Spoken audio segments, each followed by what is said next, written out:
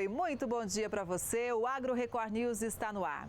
A tecnologia está transformando o campo e também a pecuária leiteira. O produtor ganha em produtividade e o consumidor em qualidade. Como? Com a ajuda da inteligência artificial.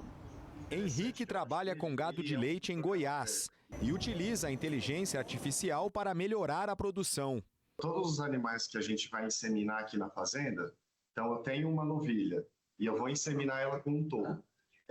Para eu descobrir qual que é o touro que eu vou utilizar na inseminação, eu tenho que estudar o que serão os possíveis produtos que vão dar nos acasalamentos, né? A tecnologia está cada vez mais presente na pecuária.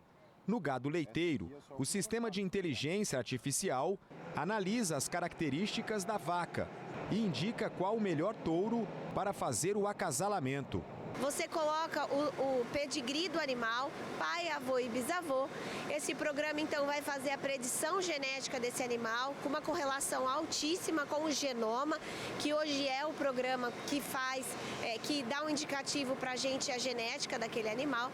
E aí, a partir disso, a gente consegue entender quais são os melhores animais da fazenda, quais são os piores e, principalmente, qual é o touro melhor para acasalar com aqueles animais. A veterinária explica que a inteligência artificial vai melhorar a genética da próxima geração do gado leiteiro. A tecnologia utiliza redes neurais artificiais, ferramentas que imitam o cérebro humano, para enxergar e interpretar a estrutura do animal. Ele vai devolver para a gente o dado genético daquele animal. A partir desse dado genético, a gente entende quais são os pontos de oportunidade que cada fazenda tem. Então, pode ser que uma fazenda precise melhorar a questão de qualidade do leite, outra precisa melhorar a longevidade dos animais. A gente vai entender tudo isso e, junto com o criador, a gente vai estabelecer qual é o nível genético da próxima geração que vai nascer na fazenda. E aí, o programa vai, então, indicar o melhor touro para aqueles animais. Bom, mas se o produtor não sabe o pedigree do animal, o bisavô, o avô, o pai de determinada vaca, não tem problema. Os pesquisadores desenvolveram uma nova tecnologia. Por meio de uma foto, é possível identificar 15 características da vaca. Basicamente, nós precisamos de uma imagem lateral e uma do posterior do animal, no qual a gente consegue extrair todas as informações visíveis do animal, né? Por exemplo, todas as informações de conformação do animal, e com base nisso a gente consegue calcular uma força para eficiência alimentar, caracterização leiteira, conformação, saúde do animal, e com base nessas informações traçar um planejamento genético também, ou seja, nós conseguimos atender até o produtor pequeno que às vezes não tem pedigree do animal, mas ele vai ter agora uma entrada nesse mundo de aceleramento genético. O sistema de inteligência artificial está sendo utilizado há 1 ano por quase 1.000 produtores de leite do Brasil. Você precisa, basicamente, informações de pedigree. Com base nessas informações, ela consegue mapear toda a genética do animal e trazer todas as 54 principais características da raça holandesa e da raça Jersey. Com vacas mais saudáveis e produtivas, o produtor ganha eficiência e o consumidor qualidade na mesa. É a tecnologia ajudando a escrever o futuro do leite no Brasil.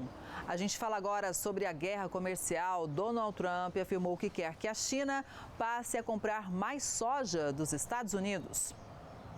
Donald Trump abordou o assunto em uma publicação nas redes sociais. Na postagem, ele disse esperar que a China quadruplique rapidamente os pedidos para comprar grãos de soja junto aos Estados Unidos. O presidente americano alega que essa é uma forma de reduzir substancialmente o déficit comercial que Washington tem diante de Pequim. Após a declaração de Trump, a cotação da soja disparou na Bolsa de Chicago, tendo em vista uma possível alta na demanda. Um eventual aumento na quantidade de grãos que os chineses adquirem junto aos Estados Unidos pode prejudicar a economia brasileira. Isso porque atualmente o Brasil é o país que mais vende a commodity à China. Segundo dados da Organização Mundial do Comércio, das 105 milhões de toneladas compradas por Pequim em 2024, 22 vieram dos Estados Unidos e 74,5 do Brasil. De acordo com a Associação Nacional dos Exportadores de Cereais, em 2024, 97,2 milhões de toneladas de soja em grão foram exportadas pelo Brasil. Assim, uma possível baixa nas importações feitas pela China poderia causar graves prejuízos aos produtores brasileiros. Se a China atender esse pedido de quadriplicar a compra de soja dos Estados Unidos, isso vai afetar em cheio o agronegócio brasileiro. Agora, a avaliação do setor é que os Estados Unidos não têm toda essa soja para fornecer à China imediatamente. Ou seja, se a China aceitar isso, vai ser uma mudança gradual, vai levar algum tempo para acontecer, mas mesmo assim seria muito danoso para o Brasil e também para a China, porque segundo os agricultores brasileiros, a soja brasileira é melhor do que a americana, tem mais proteína e tem mais óleo. Eu pessoalmente não acredito que isso venha a acontecer, ou pelo menos que não vá acontecer nessa ordem de magnitude. E dificilmente os Estados Unidos vai conseguir barganhar com a China, como ele vem fazendo com países, digamos, de um menor calibre econômico, né? Conseguir um acordo totalmente assimétrico. Eu tenho para mim que essas negociações, né, que foram estendidas agora por 90 dias, serão negociações duras, e eu não creio que a gente repetirá, ou virá uma repetição desses acordos que vêm acontecendo, como foi o caso do acordo com a União Europeia, que foi taxada em 15% das suas exportações e foi obrigada a abrir o seu mercado, ou mesmo com o Japão, ou mesmo com a Coreia do Sul. Eu acho que a China vai tender a ter uma postura diferente, até porque ela vem se posicionando, né, como, digamos, um líder nesse mundo multipolar, nesse mundo, eu diria até bipolar, né, entre China e Estados Unidos. Aqui no Brasil, a Conab projeta a produção recorde de milho e de soja. Confira os números. O resultado na atual temporada é 47,7 milhões de toneladas superior ao ciclo 2023-2024 e se configura como o maior volume colhido na série histórica da Companhia Nacional de Abastecimento. A produção total está estimada em 345,2 milhões de toneladas, superando os quase 321 milhões de toneladas colhidos na safra 2022-23. O aumento é influenciado tanto pela maior área cultivada no país, com alta de 2,5%, como pela recuperação da produtividade média nacional das lavouras, que saiu de 3.700 quilos por hectare em 2022-23 para 4.200 quilos na atual temporada. No caso do milho, a expectativa é de uma colheita total de aproximadamente 137 milhões de toneladas, a maior já registrada na série histórica da companhia. A colheita da segunda safra do cereal já alcança quase 87% da área cultivada. Em Mato Grosso, o principal estado produtor do grão, com 49% da produção total do milho segunda safra no país, a colheita já se encaminha para o final. Já a soja tem produção estimada em 169,7 milhões de toneladas, quase 15% superior à da safra 2023-24. Segundo os pesquisadores, os investimentos dos produtores na cultura, aliado às boas condições climáticas na maioria das regiões produtoras, justificam o volume recorde no país. O levantamento estima também um aumento na produção de arroz, que pode chegar a 1.700.000 toneladas. A produção de pluma de algodão também deve bater recorde, atingindo 3.900.000 toneladas. Já o feijão tem estimativa de queda, prevista em 3,5%. Dentre as culturas de inverno, destaque para o trigo, com produção estimada em 7,81 milhões de toneladas. E por causa do volume de estoque, os preços da soja aqui no mercado nacional têm sido limitados.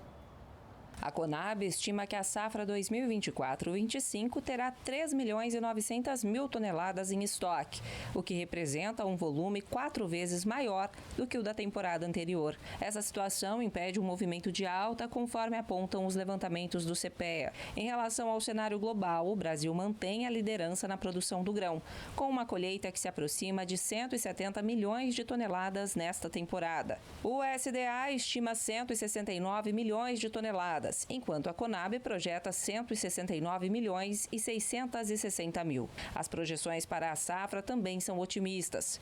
O SDA prevê os embarques brasileiros entre outubro de 2024 e setembro de 2025 em 102 milhões e 100 mil toneladas, com o esmagamento chegando a 57 milhões. Já a Conab projeta números ainda maiores para o período de janeiro a dezembro de 2025, com exportações de 106 milhões e 300 mil toneladas e um recorde de 57 milhões e 90 mil toneladas para o esmagamento.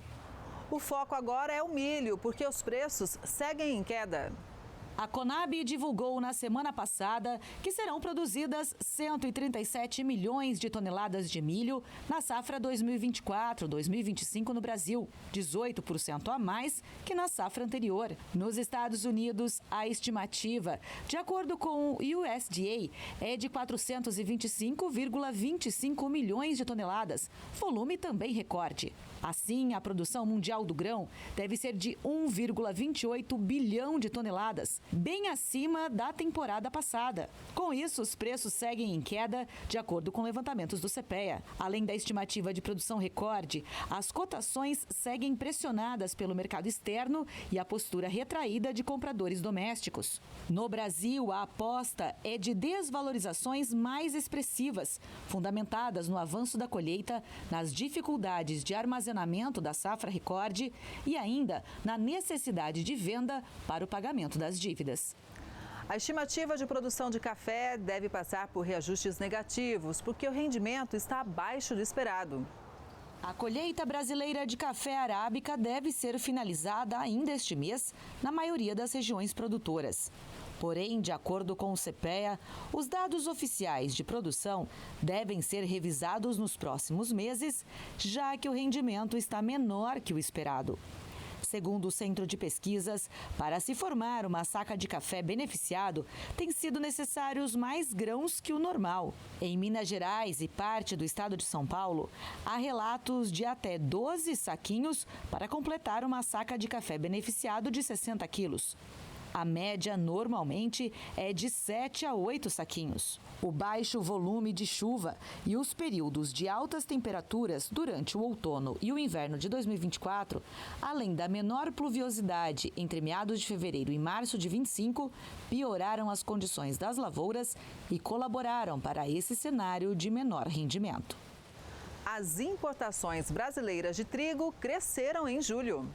De acordo com dados da SECEX, analisados pelo Centro de Pesquisas, no mês passado o Brasil importou 616.910 toneladas de trigo, 26,7% a mais que em junho deste ano, mas 4,3% a menos que em julho de 2024. No acumulado em 12 meses, de agosto do ano passado a julho deste ano, foram importadas 6.830.000 toneladas, quantidade 19,9% maior que a adquirida entre agosto de 2023 e julho de 2024. Enquanto isso, o levantamento do CPEA mostra que as cotações internas do cereal continuam pressionadas, em linha com o observado também no cenário externo.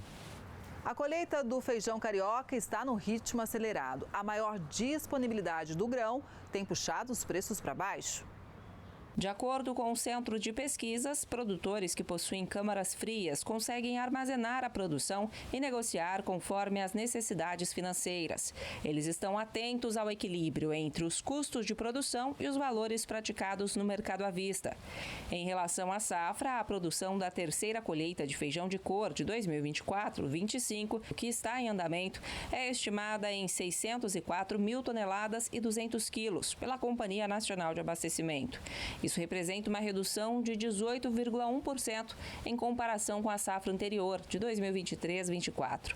A queda se deve principalmente à diminuição de 19,2% na área de plantio. A Conab também estima que a produção total da temporada 2024-25 será de 3 milhões e 90 mil toneladas, uma queda de 3,5% em relação ao ciclo anterior.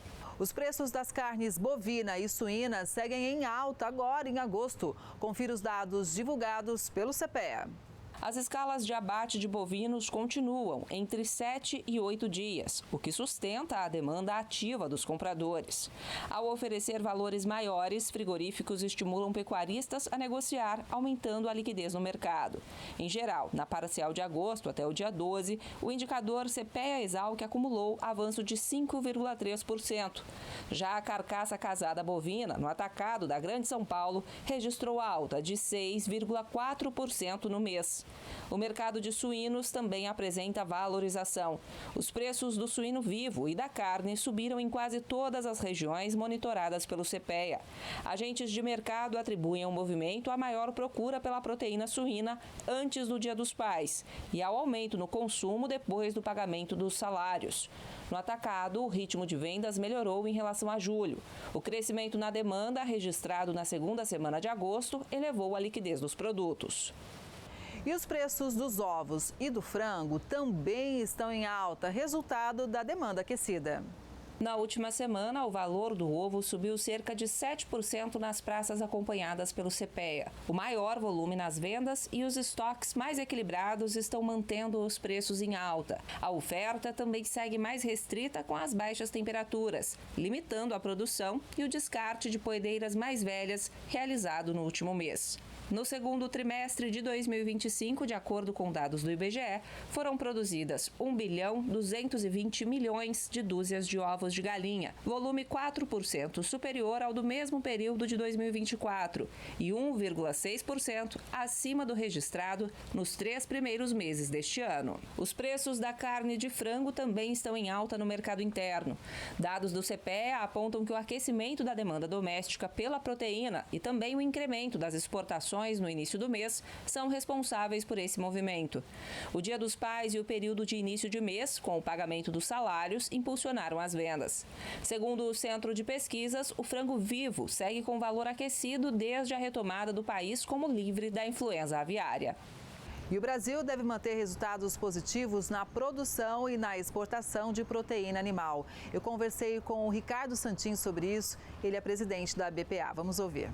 Veja que no setor de postura, esse ano, nós devemos crescer até 7%, chegando a 62 bilhões de ovos produzidos no Brasil. Um consumo per capita que vai ficar muito próximo de 288 ovos por habitante ano, com uma exportação que ainda continuará, mesmo com o tarifaço no mercado americano, que é o maior importador de ovos de mesa do Brasil, ele vai continuar a quebrar a barreira de mais de 1% das exportações, que a gente sempre quis, faz 40 mil toneladas exportadas, e acima de tudo o Brasil entra com esse número entre o rol das 10 maiores países consumidores de ovo do mundo. Então isso é uma boa notícia, já que a gente vê o consumo interno do Brasil muito fortalecido, onde o brasileiro tem acesso a esse nutriente essencial que já vem empacotadinho da natureza, que é o ovo. Os Estados Unidos, infelizmente, vivenciaram nos últimos 3 anos influenza aviária muito forte lá. Eles tiveram que abater mais de 150 milhões de aves. Isso fez com que tivesse menos ovo para a população deles. Com essa falta de ovos na prateleira dos supermercados, os Estados Unidos abriu para o Brasil, mesmo sem fazer visita, ele já tinha feito visitas antecipadamente, e reconheceu o estado sanitário muito bom do Brasil. Por isso o Brasil começou a exportar ovos de mesa para serem quebrados lá e feitos no processamento, e ovos processados direto. Essa construção que os Estados Unidos fez para ajudar a sua população acabou evitando a inflação lá, e agora a gente continua, os Estados Unidos hoje, na avaliação que a gente fez até aqui, e deve fechar o ano como o maior importador de ovos do Brasil em 2024. Pena que veio o tarifaço, que está fazendo essa venda diminuir um pouco agora no mês de julho e de agosto. Mas esperamos que a gente possa negociar com os Estados Unidos e voltar. Hoje o maior importador de carne de frango é a China, embora ele esteja fechado temporariamente, suspensa as compras por conta desse episódio de influenza aviária, e esperamos que logo retome. Também a Europa é um grande comprador, lá na Ásia você tem o Japão também, que é grande comprador, as Filipinas, a Coreia do Sul, mas o Oriente Médio, puxado pela Arábia Saudita e Emirados Árabes Unidos, mas todos os países que professam a religião islâmica, hoje, com a suspensão da China, se tornaram de novo o maior importador como um bloco. As exportações halal, que a gente chama, que respeitam a produção através do rito islâmico, elas hoje são mais de 1/3 das nossas exportações. São mais de 36% das exportações brasileiras para lá, e a gente olha que, nesse episódio, se consolidaram muito mais ainda. Países como Emirados Árabes não fecharam para o Brasil, nem mesmo a Arábia. A Arábia fechou só para o estado do Rio Grande do Sul, mas os Emirados fecharam somente para o raio de 10 quilômetros, o que consolida essa parceria que já é muito sólida, faz do Brasil o maior exportador de carne halal do mundo e que deve se consolidar ainda mais agora a partir desse momento de celebração de confiança entre o mercado do Oriente Médio e o mercado brasileiro. E a suinocultura cresce nesse ano 2,2% para 5.420.000 toneladas produzidas aproximadamente, e a exportação cresce 7%, deverá crescer, chegando a 1.450.000 toneladas, mas mantendo a carne suína, a disponibilidade de carne de mercado interno, que cresceu também e que está fazendo o brasileiro comer mais de 18 quilos per capita habitante ano. Isso é uma boa notícia. Você faz tanto no frango como no suíno e nos ovos, você mantém o brasileiro como principal cliente, mantém a mesa do brasileiro com proteína suficiente e ainda por cima exporta esse excedente produzido para ser exportado, e ele vem ajudar o nosso mercado interno, já que como eu produzo mais para exportar, eu reduzo o custo fixo por unidade produzida, e essa redução é capturada pelo nosso consumidor brasileiro. Então a suinocultura fecha bem, nós somos hoje o 4º maior exportador mundial de carne suína, mas estamos muito próximo do Canadá, e talvez a gente possa nesse ano, se não no ano que vem, se transformar no 3º maior exportador mundial de carne suína. A Arábia Saudita anunciou a volta da compra de carne de frango no Rio Grande do Sul. O estado é o 3º maior exportador do país. As compras estavam bloqueadas desde o registro de um caso de gripe aviária em maio, na cidade de Montenegro, no Rio Grande do Sul. O fim da restrição foi notificado à Secretaria da Agricultura, Pecuária, Produção Sustentável e Irrigação do Rio Grande do Sul, pelo Ministério da Agricultura e Pecuária. Dados da Associação Gaúcha de Avicultura mostram que a Arábia Saudita foi responsável por 21% das exportações de carne de frango do estado, entre janeiro e outubro de 2024, ficando atrás apenas dos Emirados Árabes. Entre janeiro e abril deste ano, a Arábia Saudita foi o 2º maior importador do produto brasileiro. Atualmente, os países do Oriente Médio são responsáveis pela importação de cerca de 30% do que o Brasil exporta. 6 países, mais a União Europeia, ainda mantêm o bloqueio total à compra de carne de frango do Brasil. As regiões Norte, Noroeste e Fluminense não foram incluídas no mapa do semiárido do Brasil. Uma lei garantiria incentivos aos produtores que sofrem com a seca.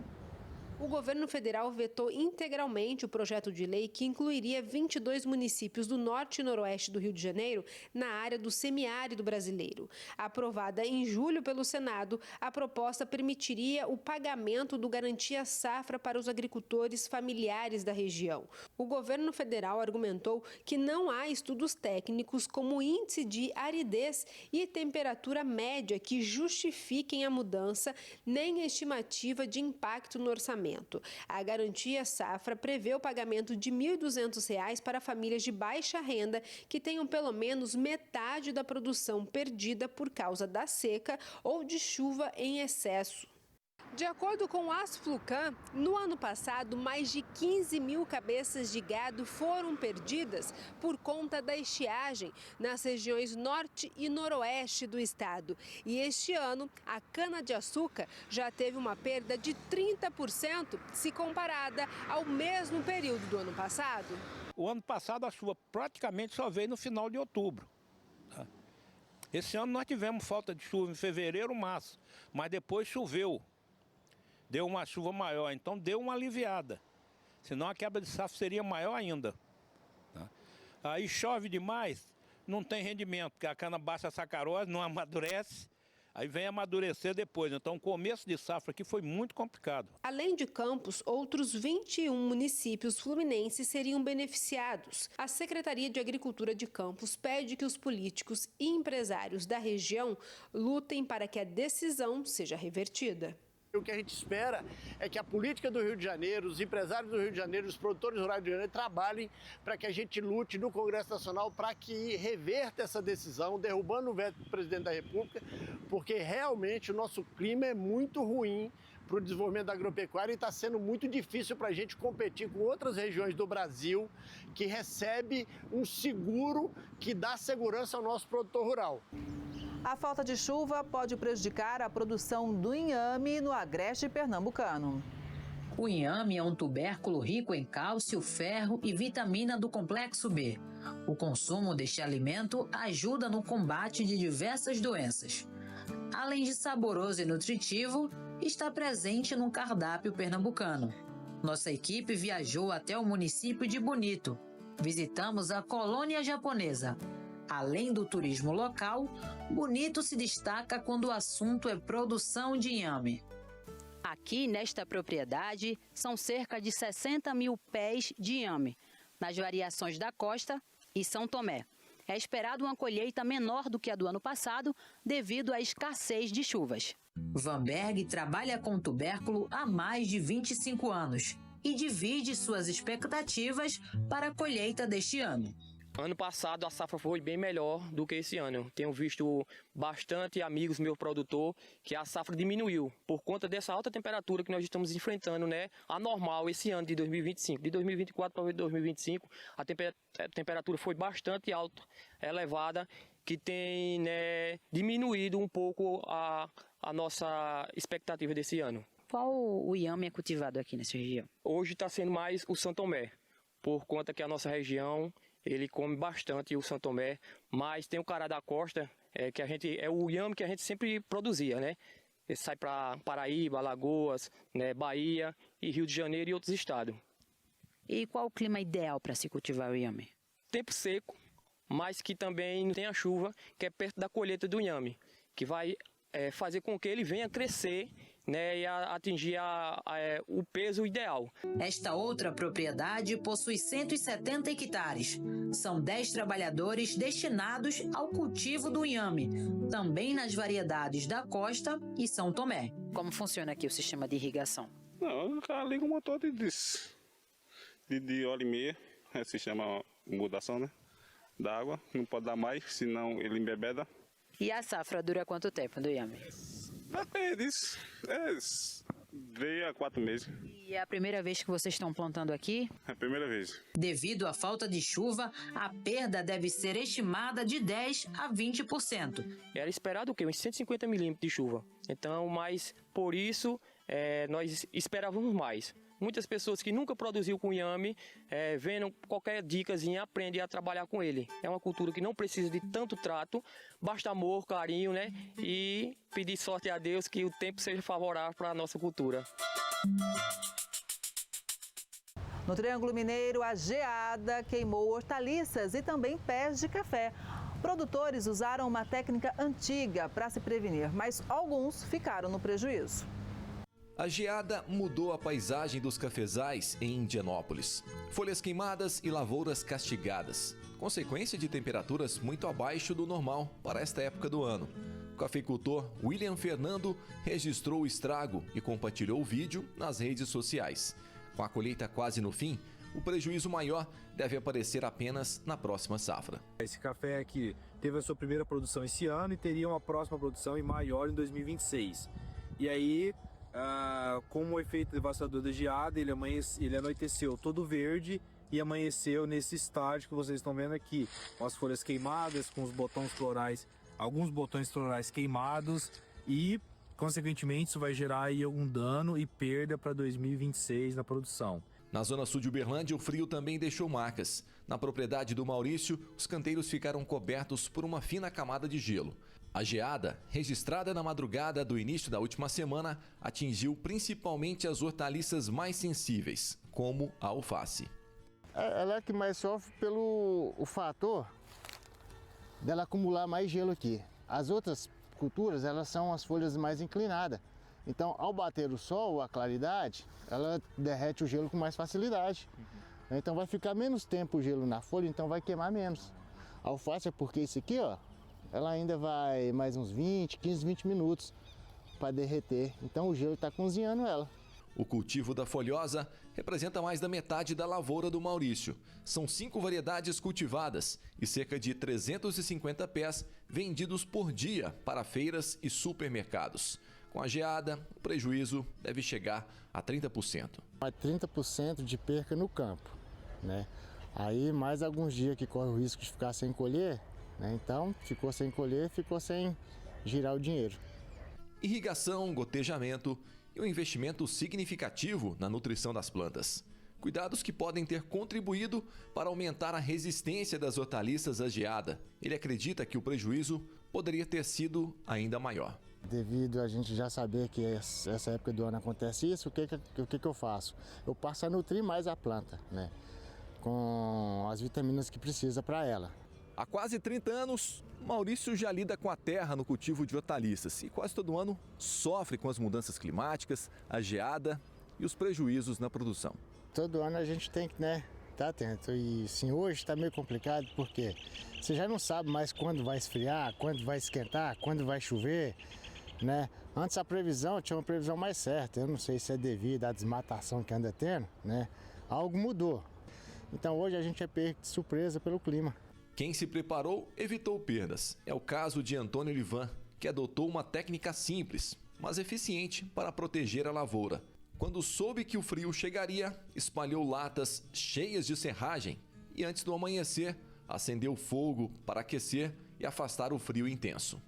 A técnica evitou a formação de gelo sobre as folhas. Em tempos de frio rigoroso, criatividade e prevenção podem fazer a diferença para evitar prejuízos. Hoje não tem sido fácil, né? A gente vem lutando com o clima, com praga, a falta de mão de obra, né? Então tem sido bem difícil ultimamente para a gente.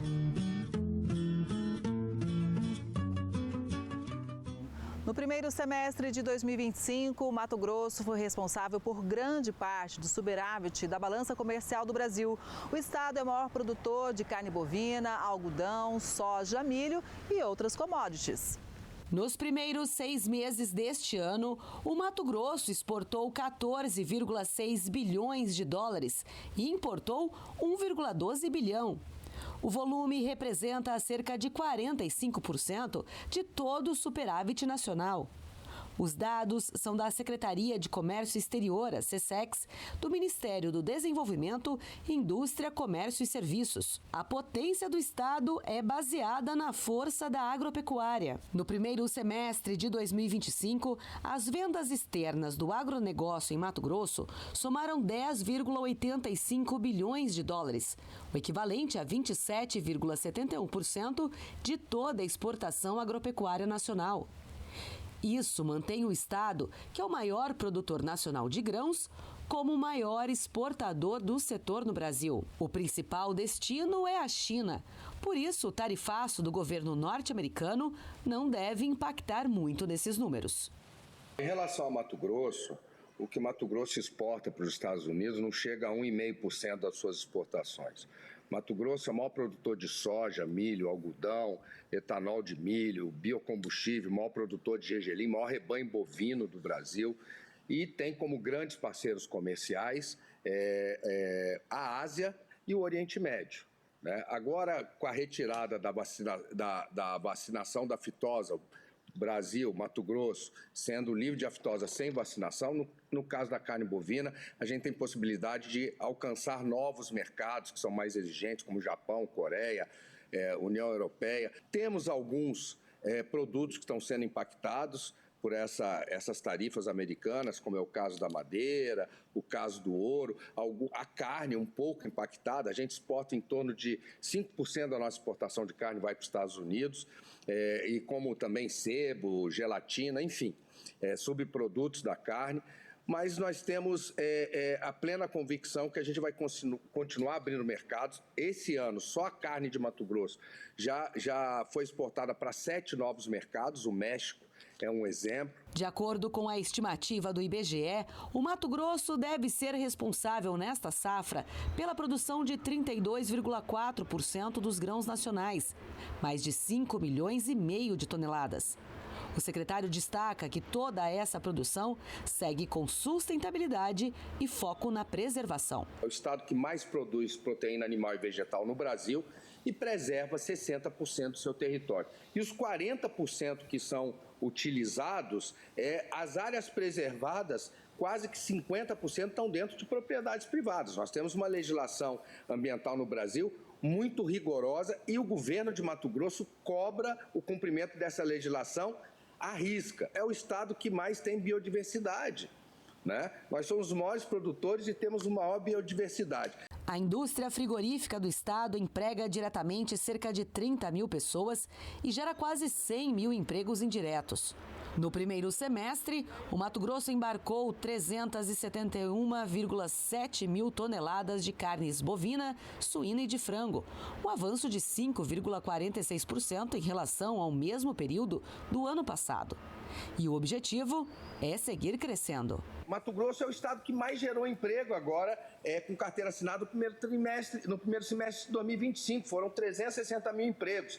O nosso milho, que era quase que totalmente exportado ao consumidor no mercado interno, hoje está virando etanol. Nós já estamos aí de 50 mil toneladas que nós produzimos de milho em média, nós já estamos industrializando 20 mil toneladas. Estamos buscando a atração de indústrias, a transformação daquilo que nós produzimos. Hoje temos aí grandes indústrias de aves, de suínos, de bovinos, a grande indústria frigorífica de bovinos, as maiores empresas estão em Mato Grosso, para que a gente possa transformar a nossa commodity, transformar a nossa matéria-prima em matérias com valor agregado para ganhar mais mercados, inclusive os mercados mais sofisticados.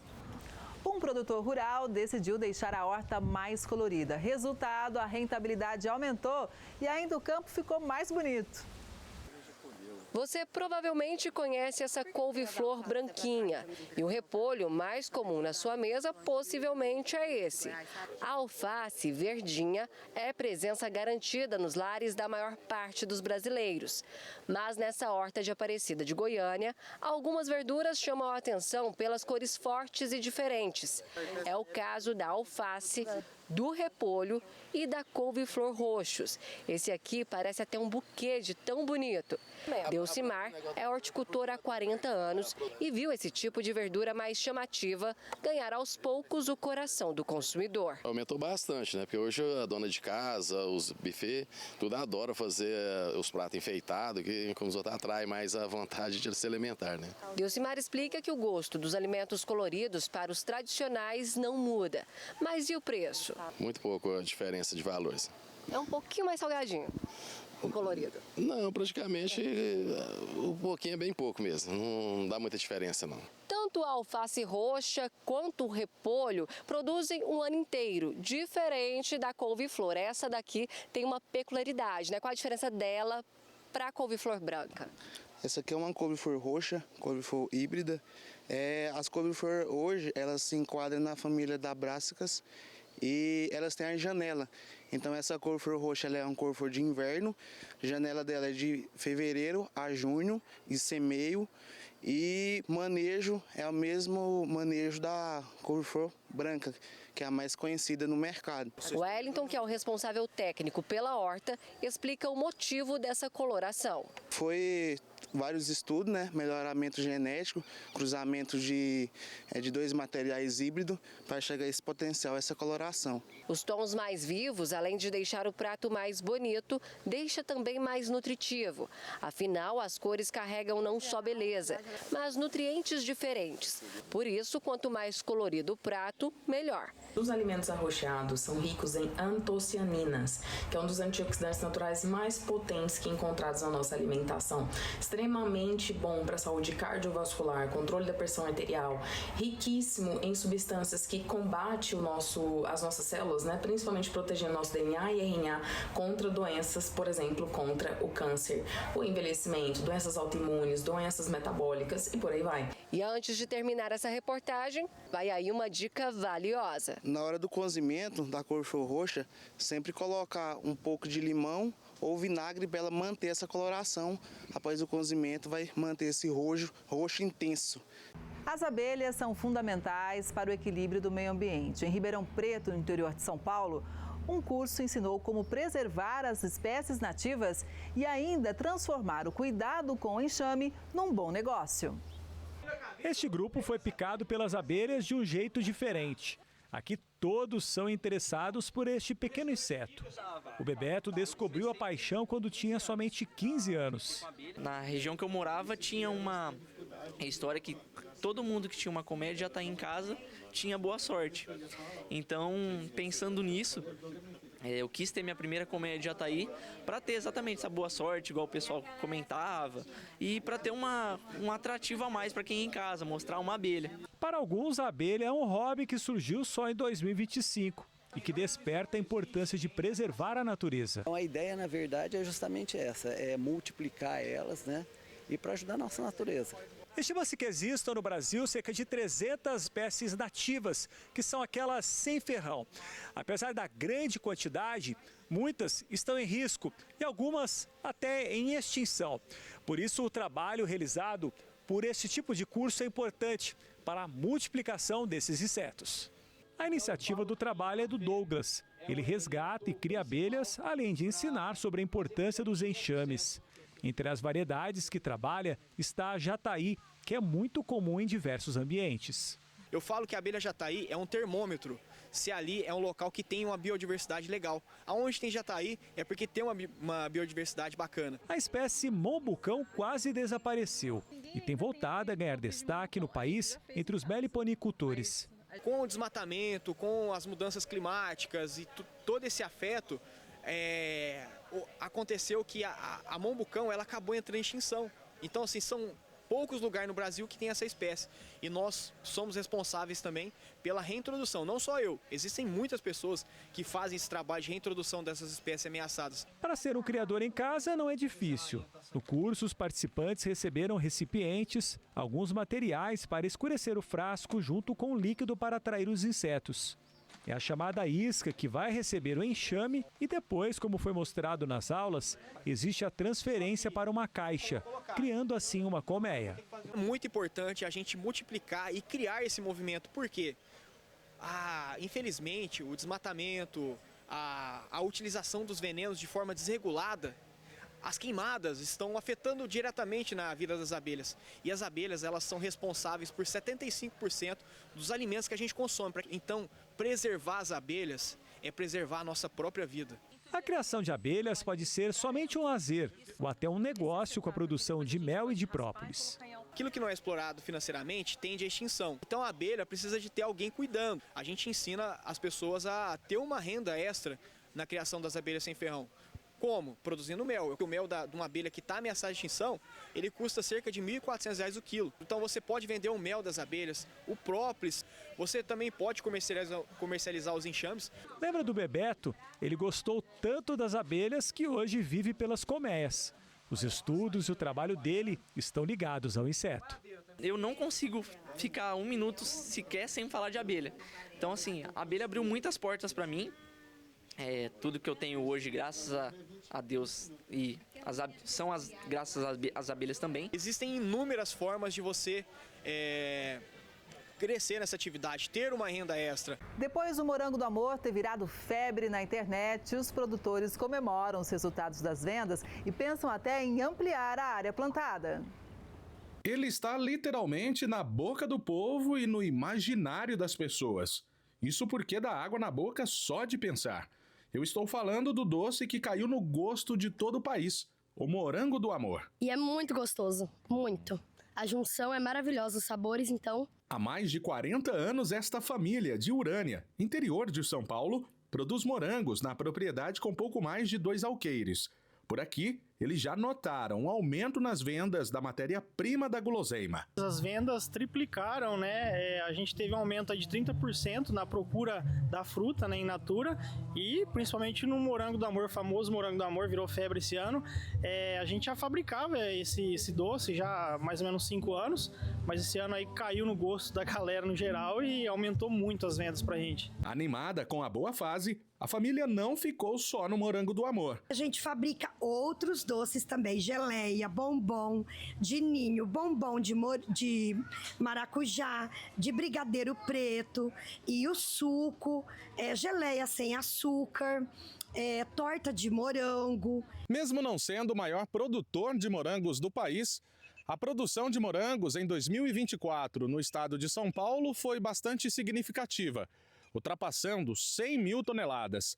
A propriedade de seu Ideraldo e família é a única da região na produção de morangos. Eles começaram vendendo para o comércio da cidade, mas devido ao sucesso entre os amigos, em 2016, eles resolveram abrir a propriedade no sistema Colhe e Pague. Em 2014, a gente tinha 3 mil pezinhos de morango e aí uns amigos vieram, né, para ver. A gente tava com uma cestinha cheia, então eles começaram a tirar selfie daquela cestinha cheia e mandar para os amigos de uma cidade aqui vizinha.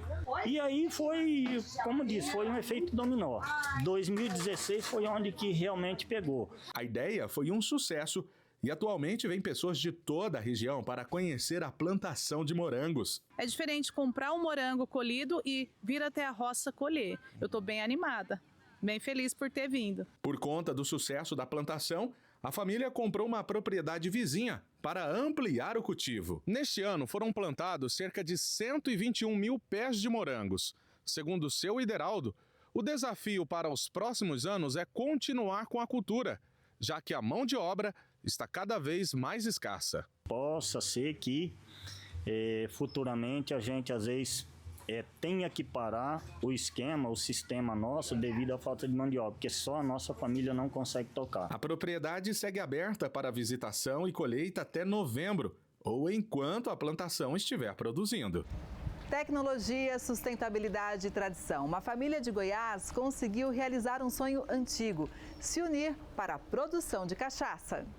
O som das máquinas, o cheiro da cana moída e os barris cheios mostram o que o sonho saiu do papel e se tornou realidade. Com capacidade para produzir mais de 2 mil litros por dia, o Alambique oferece uma linha variada de cachaças, das mais jovens, ideais para drinks, às envelhecidas em barril de amburana, que agradam os paladares mais exigentes.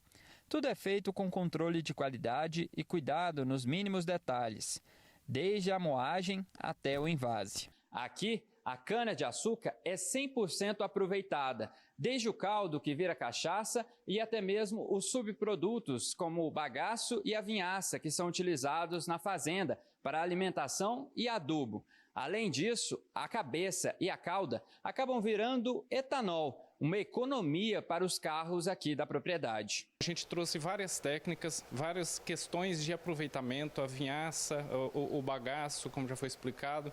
Então a gente tem essa ideia de aproveitar tudo que é de subproduto da produção da cachaça. A vinhaça, que é um resíduo líquido que sobra da destilação, se transformou em solução para adubar o próprio canavial. A ideia surgiu durante os estudos dos filhos do seu João, que viram na agroecologia uma aliada da produção. Além de reduzir os custos, o reaproveitamento da vinhaça evita o descarte incorreto e melhora a fertilidade do solo. Por ela ser rica em minerais e matéria orgânica, a gente deposita ela e retorna tudo para o canavial. Isso já proporcionou uma redução de 50% na utilização de fertilizantes químicos, o que já é muito vantajoso. O segundo ponto é o bagaço. A gente já utiliza ele para alimentação animal e a gente quer fazer a compostagem desse bagaço, porque o volume é muito grande, a gente não consegue suprir ele todo para alimentação animal. O que sobra a gente vai compostar, vai utilizar na lavoura com o mesmo princípio de reduzir a adubação química. No Alambique, a tradição se renova de pai para filho. O que começou com o senhor Sebastião Landim décadas atrás, agora ganha os novos capítulos com os filhos e netos, que investem em tecnologia sem perder as raízes. A cana, para mim, que hoje, eu diria que é a minha galinha de ovos de ouro, né? Hoje a gente consegue, né, trabalhar com a cana, fazendo essa cachaça, fazendo esse etanol, né, aproveitando um pouco para um semi-confinamento. Né? Quer dizer que da cana a gente aproveita 100% dela. Depois que eu estudei, que eu voltei para cá, foi um dos meus objetivos também, fazer crescer aquilo que já é nosso. aquilo que meu irmão já está aqui, meu pai já está aqui, então nada melhor, né, do que a gente continuar junto e fazer crescer. Essa edição do Agro Record News fica por aqui. Obrigada demais pela sua audiência e, claro, a gente se vê no próximo programa, combinado? Até lá!